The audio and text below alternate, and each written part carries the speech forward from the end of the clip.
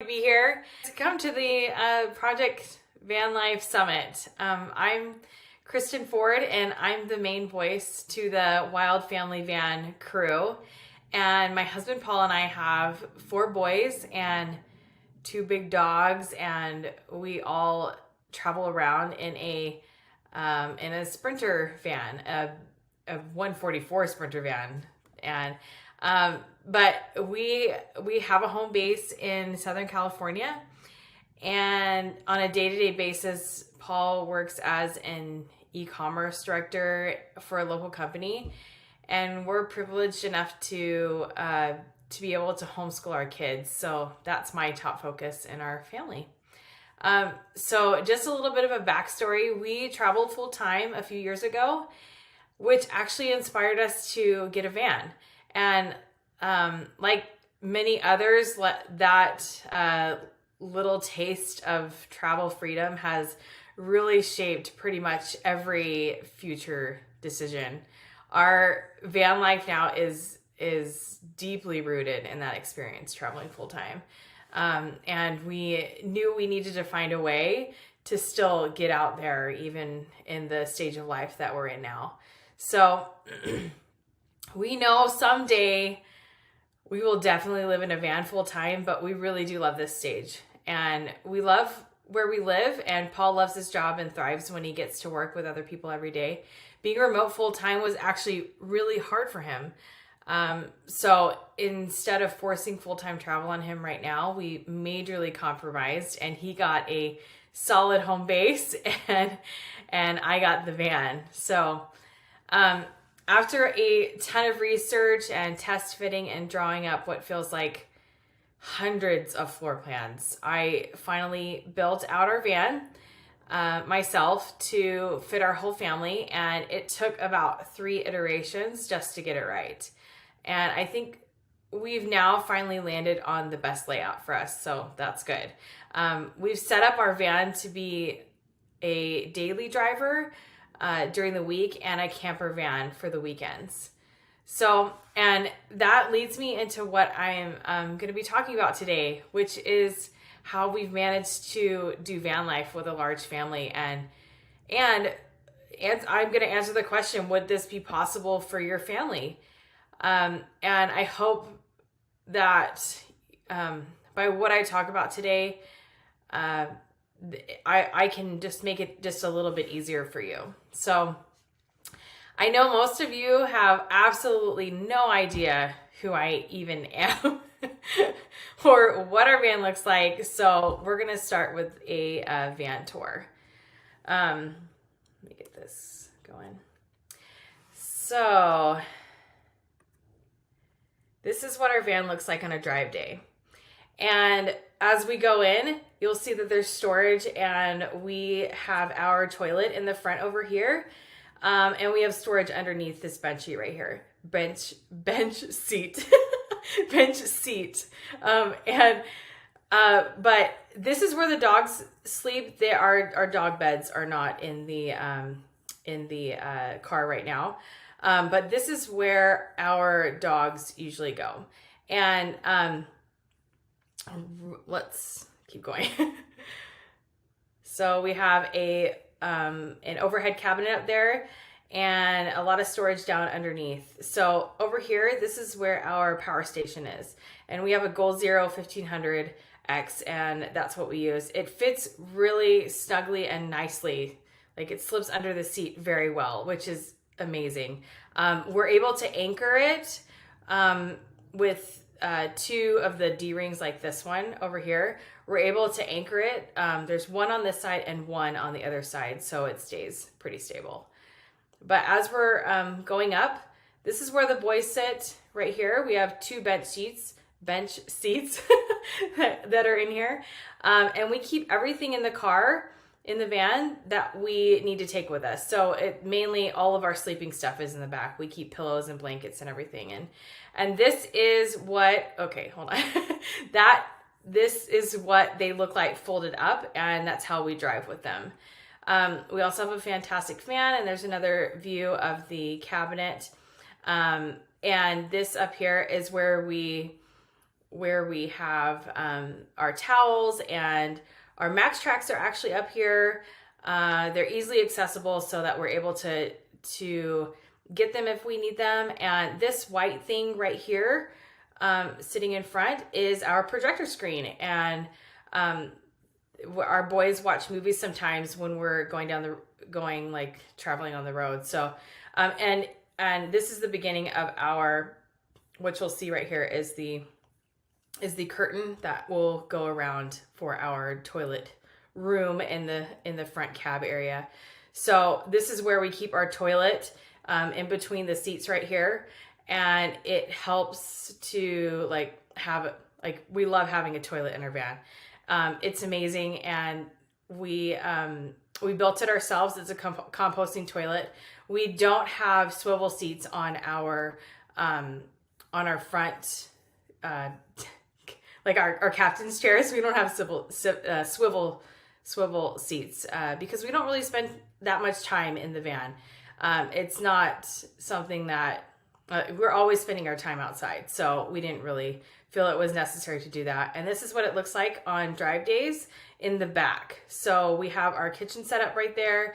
And this whole thing is like a cover up basically for the back area. I made it out of quilted fabric. And we have it Velcroed down the middle so that we can get in and out easily. So that's what the back looks like. And this is what it looks like on drive days. Now, this setup is where we sleep. And this is what kind of blows people's minds when we're trying to explain this to people. Paul and I, we sleep on the floor on an Exped Mega Mat Duo. And it works for us. It's great. We're not tall people, so it doesn't, the length this way does not affect us. And it's, so we just lay out our sleeping bag and that Exped, and when we can actually close the door when when we're getting ready to go to bed, we can close the door. So it's not as hard as you might think. So, let's see, as we're going up, so that's where we sleep, me and Paul and the dog. So this is the cab area. We put the curtain up so it's a little more cozy.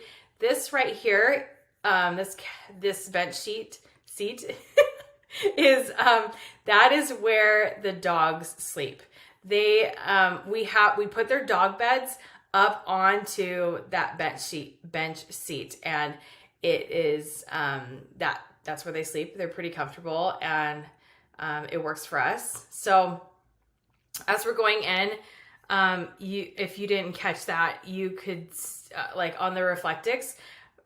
One of my tips for today, I guess, would be to put all of your stickers. If you collect stickers or something for your travels, I would suggest putting it on something that you can take out of the van, because I would hate losing those stickers.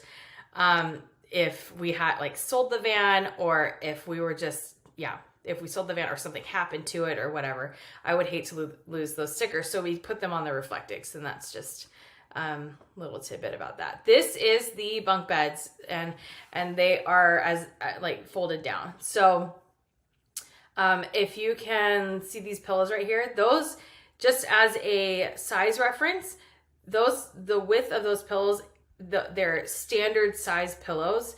So they're a little bit smaller than a queen. And so that will give you a little bit of a size reference of these. We have a gap in the middle, which helps the boys down underneath to get out easily. And the beds on top are anchored to the ceiling on the ribs. But back here, this is where my oldest sleeps, and he sleeps this way, and it works out great. There's a lot of room actually in this area. This is an Exped Mega Mat, just the regular size, the twin size. And we squish it down, make sure it fits just perfectly. It doesn't it's not too long. It actually works really well. And I'm glad we were able to find something for that. In the very back is where my second oldest sleeps. And if you can see all of these fleece blankets that are on top, we actually have, this is how we carry extra blankets, is we put them on the beds and they sleep on them. And if we need an extra blanket, then we can take it off. And instead of storing those blankets in just random places in the van, we're able to store them up there, and it just makes it way more helpful. So this is something that I haven't really showed anybody, but this is how my oldest in this bed sheet area, this is how he doesn't fall through down into the feet, like the where you put your feet. I don't know what that's called, but where you put your feet down here, he doesn't fall off of his bed because we have this piece of plywood, and it's anchored with a D-ring on these bolts, and we have these straps that go on the headrests of the bench sheet in front. And we don't it's not like we're putting a ton of weight on it. He tends to sleep in the middle, so it's not a big deal. It works for us. It's really not that big of a deal. But it helps him to not slip through that crack right there, which I don't know. It's very simple. We store it in the back when we are not sleeping and ready to go. So this up here in the front is our toilet room. And this curtain, as you'll see, is, as I'm pulling it out, it's a lot of curtain because it goes around in a, it goes around on a curtain railing at the top. And this is made so that we can, if we stop at a gas station, we're able to hop in this area and go to the bathroom really quick. And then, and we don't have to go it's super quick. Paul gets gas and I go to the bathroom and I just use that curtain to make it a private room. So, this is how our kitchen looks in the back when we're cooking and we're set up at camp.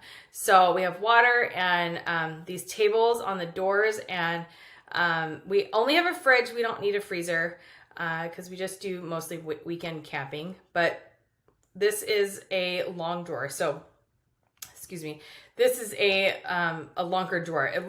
It's longer because it nestles in the farthest back row seat.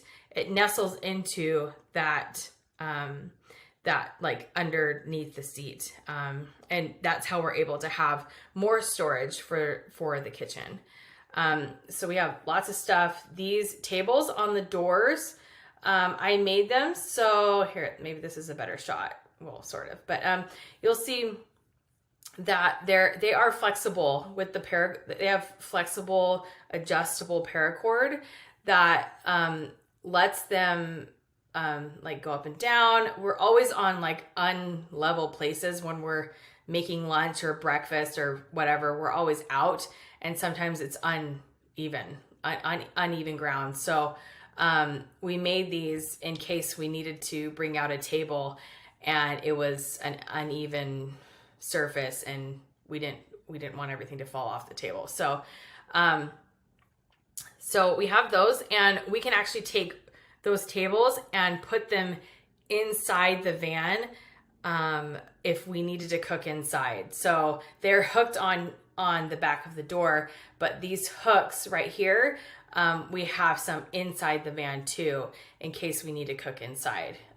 So it makes it a really great setup for us to be able to do lots of different ways of cooking in and around the van. So this up here is our solar setup. We have two Renogy compact design 100-watt solar panels, and they fit like just right so that we can have a fantastic fan in the middle of it. I think this is a Max Air fan actually. That we can have that in the middle and they're not like going off the side too much. So that's a tip for you if you are looking for solar panels and you have this big AC unit on the top and don't want to get rid of it. It fits. Like you can have 200 watts of solar panels up there and with a fan, and it works. So that's just a tour of our van. I think that's it. Yes. So, all right. Now that you've seen kind of what our van looks like, let's get, oh, no. Hold on 1 second. Let me get my notes back up. So, oh my goodness. Trying to figure out my password. Hold on. Okay, so as you can see, our van, it's a super simple design and layout, and as much as we would love to like rip down the walls and the ceilings and add insulation and beautiful flooring, which actually might be our next van project because the floor gets really dirty, so we might do that. But just add every single van contraption or component out there. It's just not needed for what we use our van for. Our goal is just to get out there easily and spend time together as a family and not sleep on the ground. We absolutely love what so many van companies are, what van companies do. I think it's awesome. And DIYers are doing and what they do, but we're not living full time in this van. We like transport the stuff that we need for every trip and have a safe place to sleep at night. So, with that in mind, we how can, we already went through that. This is a picture of our family in Big Bear, actually. So, all right, so we did the tour. Oh my goodness. I do not know what just happened, but everything kind of like blanked. So I'm so sorry for that. So how can your family think outside the typical van layout? Something we have in common with most van lifers is everything in our van has to be multi-purpose. So we all have a limited amount of space to store things. That is the same for every kind of van. For us, it's a little different. We take something like our bench seats, for example. We were adamant about keeping the original seats in our Sprinter for safety reasons. We carry a load of kids, so this is super important to us. But keeping the seats in the van was a huge compromise on our bed layout options, and we had to come up with a different way to sleep everyone. So we worked around the bench. Oh my goodness, I can't say this word. Bench seats. So we worked around the bench seats and searched everything. Like we did a ton of research for the perfect products to help us, and we finally came up with our current solution. And for those of you that will probably ask, it takes less than 5 minutes to set this all up. So set up like everything in our van. So for your van layout, list your top priorities that you absolutely won't compromise on and work from there. Some other things we had to keep in mind for our van layout, which actually could apply to any van lifer, family or individual, is things like space for our dogs and where we would put a toilet, which is important to us when we go out and find a free campsite. Do we have room inside for a kitchen and cooking area, or should we make it all portable so we can cook outside? And what kind of gear would we want to take? It takes a little bit of extra effort for like larger families to figure out your van layout, but it's not impossible. So talking about priorities leads me into our next topic, which is our van build expenses and the cost of your build. So this is such a heavy topic, but it definitely goes back to your priorities and what is most important to you.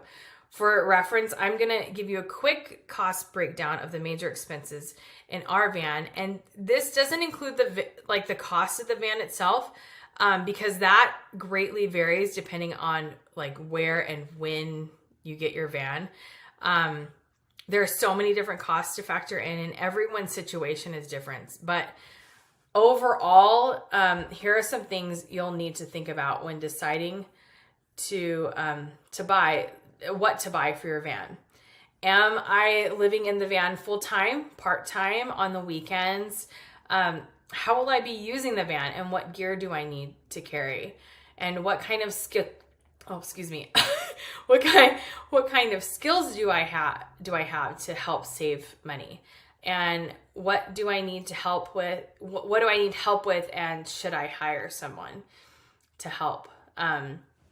For us, we have a home base and mostly take weekend trips with longer trips here and there. And we use our van as a daily driver and camper van, and don't have a ton of extra gear we need to carry, like bikes or kayaks or other things. I have building and sewing skills and can DIY a lot of the build.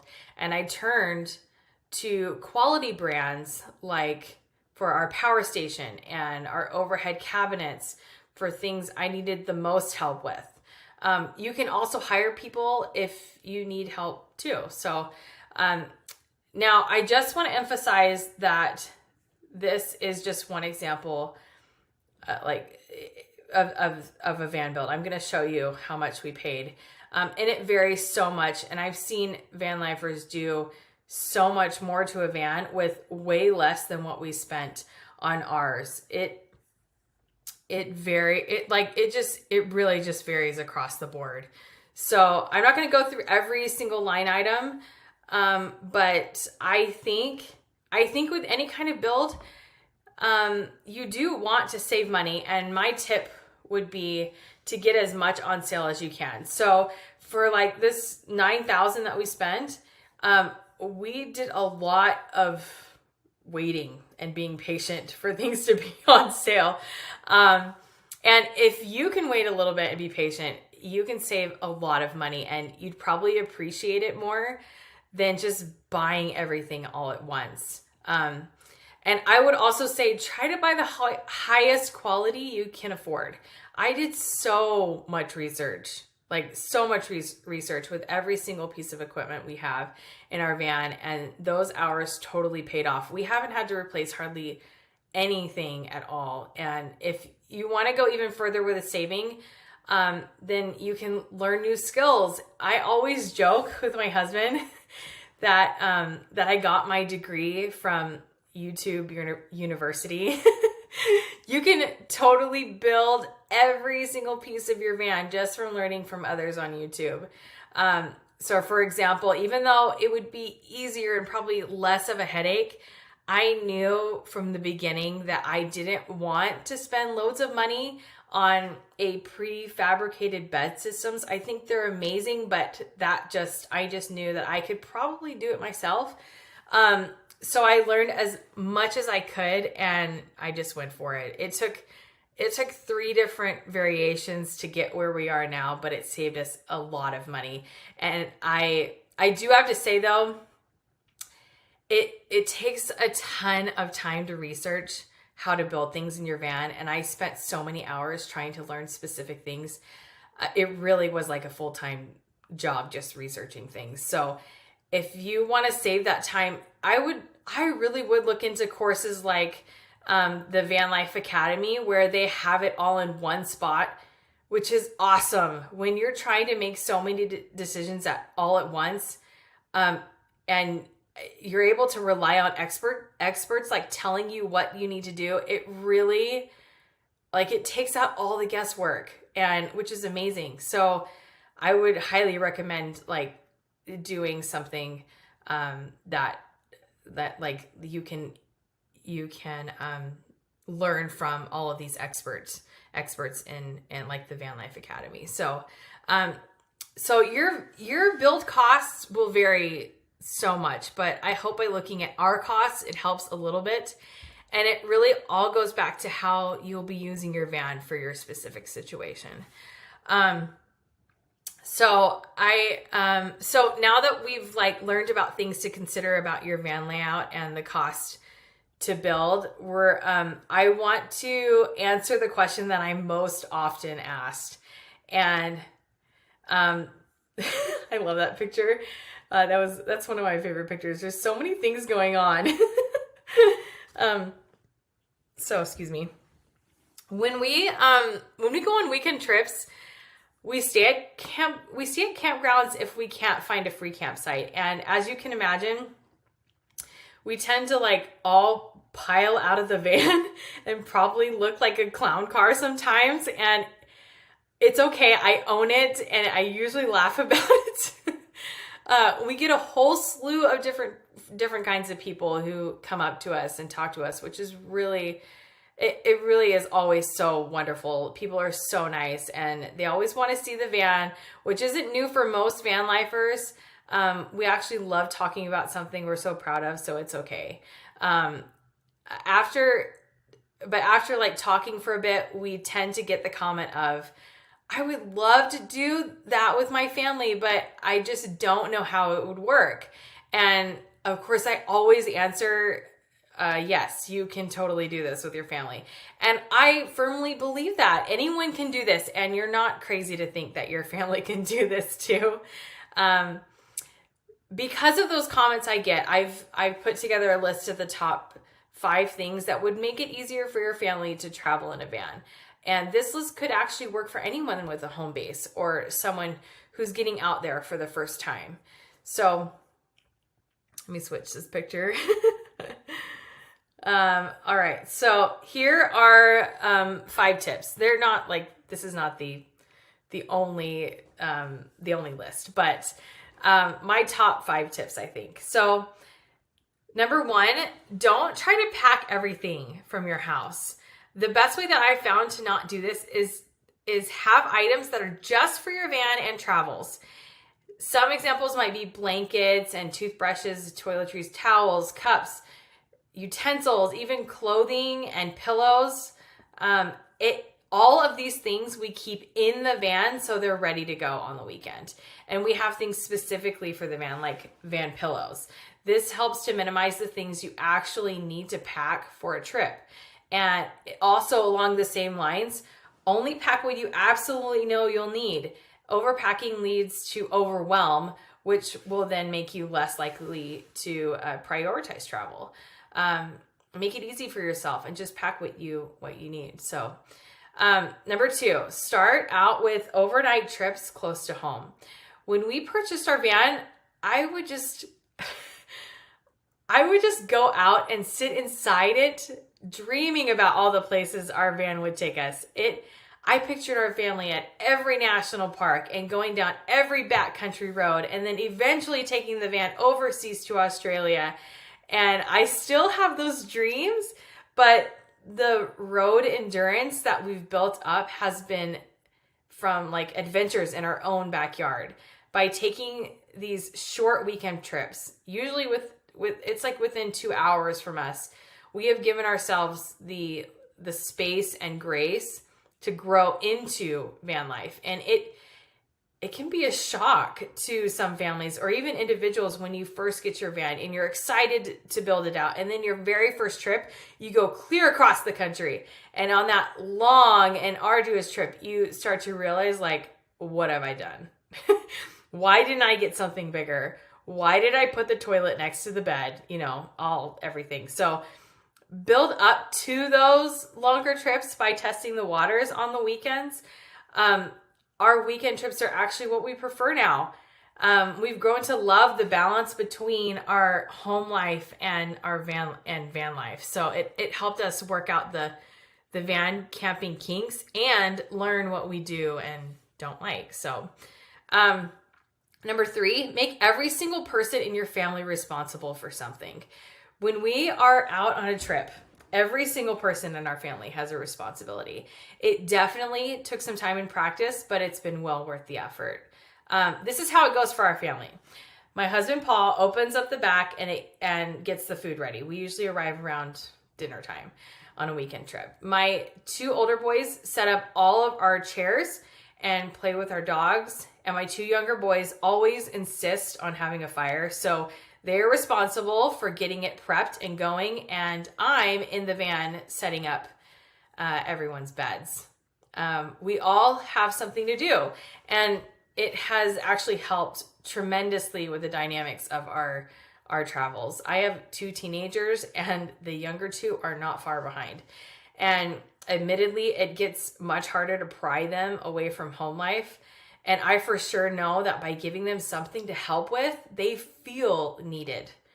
They feel a sense of pride getting that fire going all by themselves. And I know my teenagers sometimes like complain about helping to set up, but then they come back and ask me if I need help with anything. So they want to feel that they're needed, even if it's just like filling up water bottles. And it helps a ton if you are the main planner of your travels, like me. The weight of it all doesn't have to rest on your shoulders. Okay, so number 4, don't quit when something goes wrong. If you're tuning in and are at the very beginning stages of exploring van life, and you're kind of in love with the idea of it all, you probably haven't started to go down the rabbit hole of everyone who has quit van life. Now, I know there are so many different reasons that people do end up selling their vans. Everyone is in a different situation and everyone has different circumstances. But when you start to take those camping trips to test the waters, or you fully committed to being full-time in your van, there are things that will go wrong. And I think this is true about anything in life, but all van lifers know that this is especially true for them. And your van breaks down in the middle of the desert. You drive all night to find spot after spot taken by other campers. You forgot propane for your stove, so you have to eat everything cold. These are all kind of examples that we've experienced. All of these little things that go wrong really suck sometimes. And it would be so easy to just throw in the towel, but don't give up. It really is worth it to get over those hurdles. I now build in those wrong things into my trip mindset. I know things will go wrong, but continuing to travel with our van has built a strength that only van lifers know. And I know that my family, and especially my boys, benefit from that resilience. Number 5, focus on the memories you're making. So I know this sounds romantic, and it's basically a meme and the voice of lots of reels. But you can seriously get out of control with trying to perfect every aspect of your van. You can buy all the things for your van, but don't forget the most important part, which is why you're doing this. Our van does not have all the fancy storage racks and bed systems, or the most expensive toilet, or the beefy electrical system, and the best refrigerator. I didn't have someone custom make my storage cabinets or install a ladder to my roof. And I didn't outfit my van with every single piece of overlanding gear. I absolutely have no problem with any of those things, though. And I'm not trying to throw shade to anyone that does. I would actually appreciate outfitting my van with some of those things. Like right now, we're trying to find the best step bars that go along the outside of our van. And we have a lot of great quality gear, but we also don't overspend. Like, we just purchased a new sleeping bag for us, but we still use the cheap green Coleman propane stove because it works great and we're good with that. But that's not my focus. If I spent all my time researching gear and trying to upfit every aspect of my van, if I tried to if I tried to like get every single piece of gear, and getting those things that I think that I might need, then I would lose that time I could be spending with my family. So here's how most of our weekend trips go. We pack up our clothes and food, drive at most like 2 hours on a Friday afternoon, sometimes a little further. We find a free campsite not too far out on a dirt road, spend a little bit of time setting up, and the rest of the night and the next day on Saturday we spend together exploring, playing games, cooking, just being together. And that's what we focus on, making those memories together. My boys won't remember the gear we have or don't have. They will remember that time and effort we spent together as a family. So now we're going to move on. I love this picture of my 2 younger boys. I think it's so funny. So the next part is the challenges and benefits of traveling in a van with a large family. So I'm a huge advocate for van life. If you can't tell, I love it. It's awesome. So, and it's absolutely possible to do with a large family. I love having a van, being able to travel in a van, getting to go to lots of cool places that a lot of people never get to do in their lifetime. But it definitely has its challenges. And even though I've gone to great lengths to make separate sleeping spaces for everyone in our van, my boys still fight over who gets to sleep where. So there's actually a long 4-seater bench that we used when we first built out our van. In a 144 Sprinter, you get 3 bench seats with the passenger van, and one of them is a 4-seater. Just having that one bench seat allowed us to have the setup that most van families have, which is the 2 giant bunks in the back. That's what we started out with. But having 4 boys all sit next to each other was not a good idea. So there was so much fighting. It really wasn't worth it. So we had to figure out a different setup, which meant I had to change everything. And it was a pain, but I did it. So yeah. Another huge challenge is getting everyone on board with traveling. Half of us are ready to go camping tomorrow, and the other half would probably throw a fit about it. After 3 years, they still complain about it sometimes. And every time we see an RV somewhere, I definitely get the same question from the backseat. Hey Mom, can we get an RV like that? So even though we aren't huge gearheads or do a ton of biking, backpacking, snow sports, etc., like what if I decide one day I'd like to explore one of those activities? How am I going to carry all that equipment when I have just enough room for my boys and dogs and camping stuff? So these are just some of the challenges that we've encountered along the way, and there will definitely be challenges. But every time, oh, I love this. These pictures of, this was a while ago. This was the first time that the boys got a Junior Ranger badge at Rocky Mountain National Park. It was amazing. They had the best park ranger who helped them. It was awesome. But every time I easily pull into a small site at a national park, I get this huge wave of gratitude for our van. The benefits of the van greatly outweigh any challenges we face. Oh my goodness, we truly fit into so many more small campsites. It's majorly beneficial, especially in national parks. If you've ever been to Kings Canyon National Park, you know that 1, it's not super convenient to stay anywhere outside of the park. And 2, the campsites inside the park are super tight. We were able to stay there because our rig was so small and compact, and it was like so small and compact, which was awesome. And it definitely was a challenge to completely redo our bed setup after our boys kept fighting.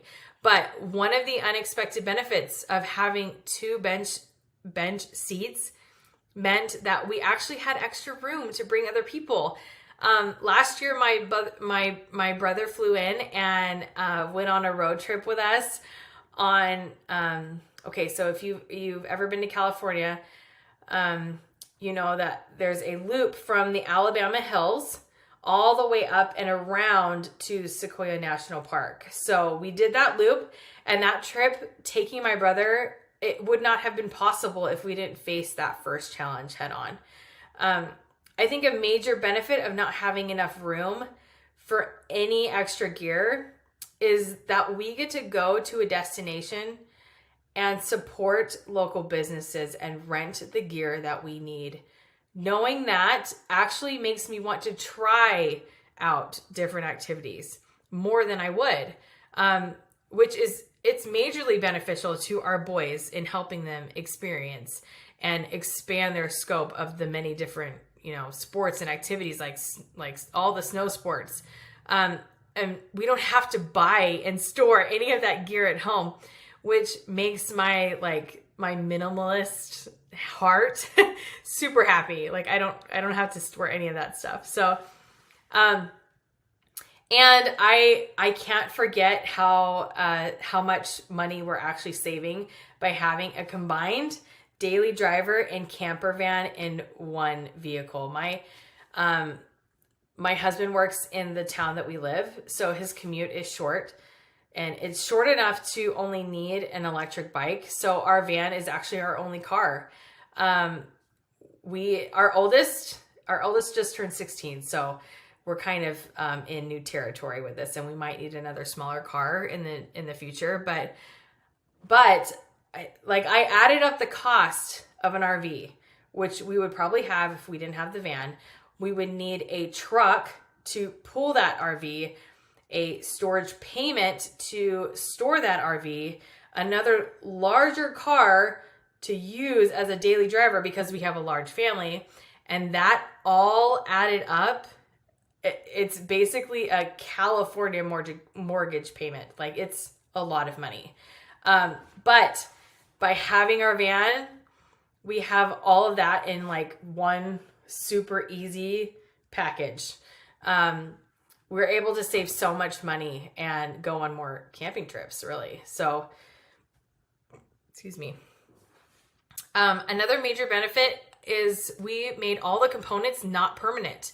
So we can unscrew the back kitchen frame and take it out when we're needing that area for something else. We can also add the other bench seat again if we need to use our van for more people.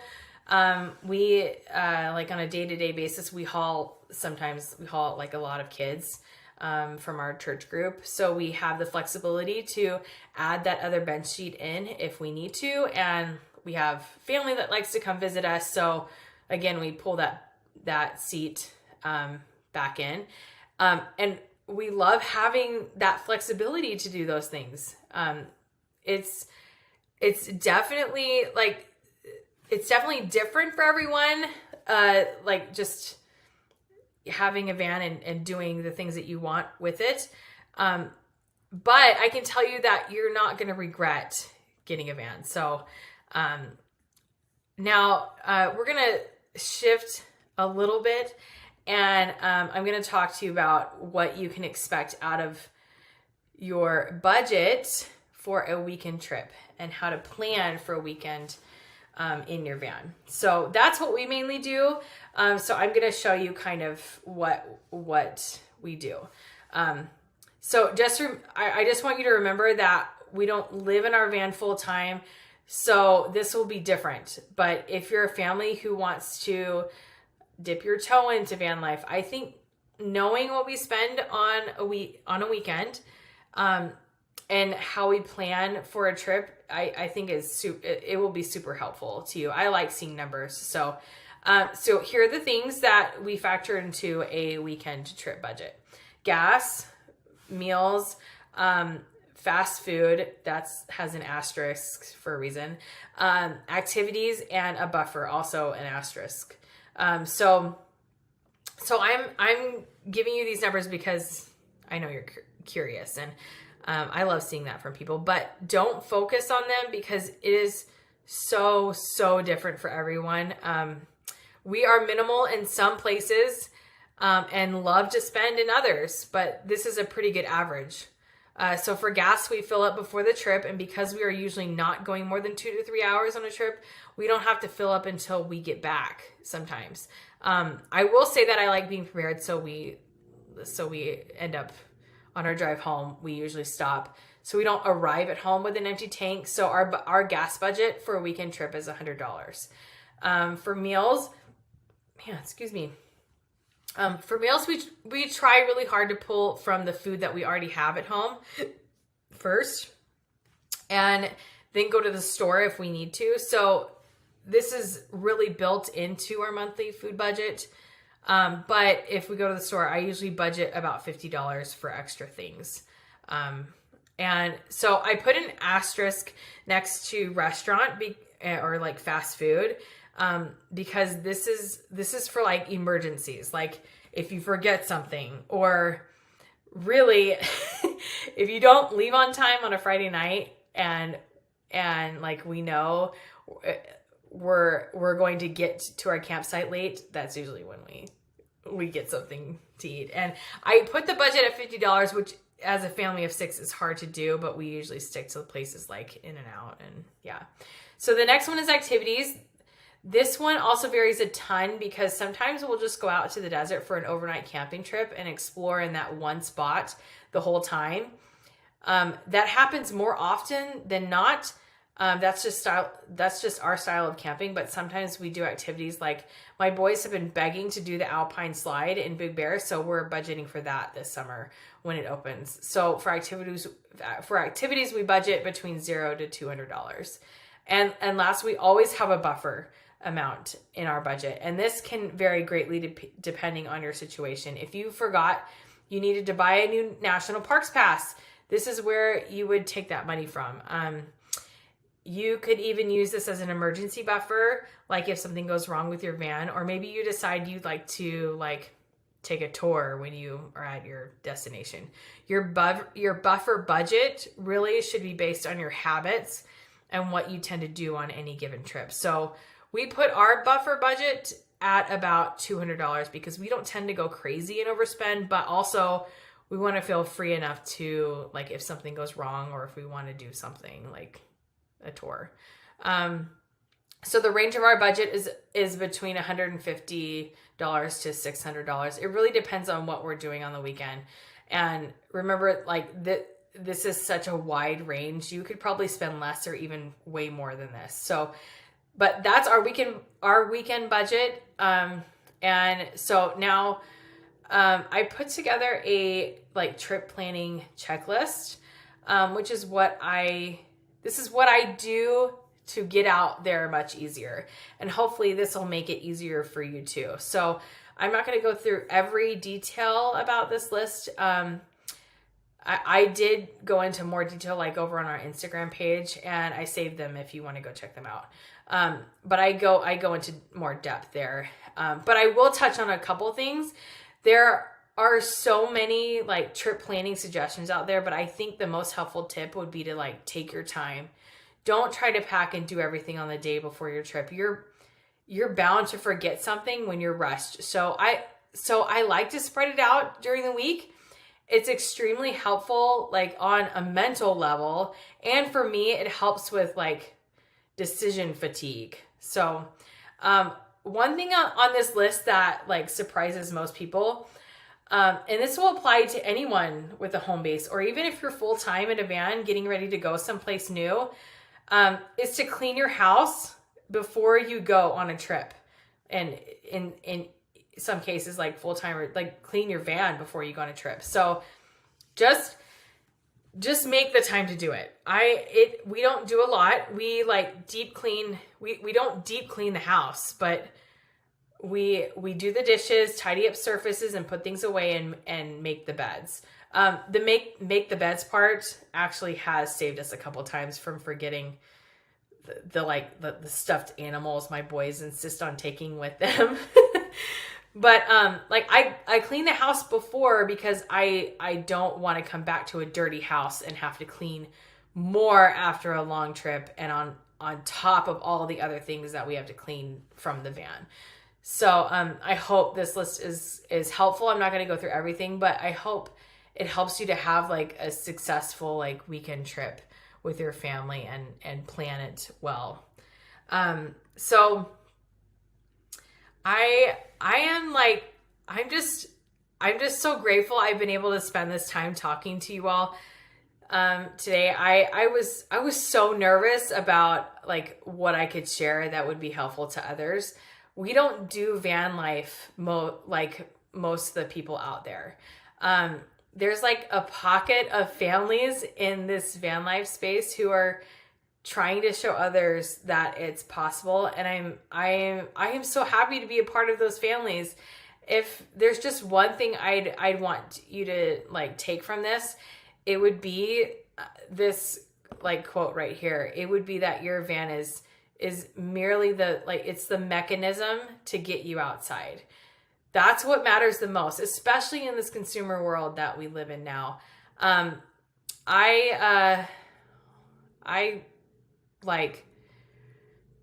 love the way that our van looks, but it's definitely not in the category that most beautiful van conversions are in. But it's functional and absolutely comfortable, and it gets us where we need to go and helps make lots of memories. And that's what I want it for. I value functional over trying to make it look good in a reel. Getting outside with my family is the most important part of our van life for me. And I hope that's what you take from what I've talked about today. So I love all these pictures. So I just want to thank you so much for watching and listening. It's been so amazing to reflect on what van life is for us. And I'm so happy I was able to do this for the summit. I put my name in to be a speaker pretty much on a whim because I didn't see any families on the list. And I still feel like that imposter syndrome like creeping in. So thank you so much for letting me be a part of this. And I hope you've been able to learn something. If you are at all interested in wanting to know more about van life with a large family and see the kind of like van adventures we go on, you can follow me on Instagram at Wild Family Van. And I hope to see you guys there. I try to do as much updating as I can, but I just want to thank you guys so much, and I will hopefully see you guys soon. Thanks everyone. Bye.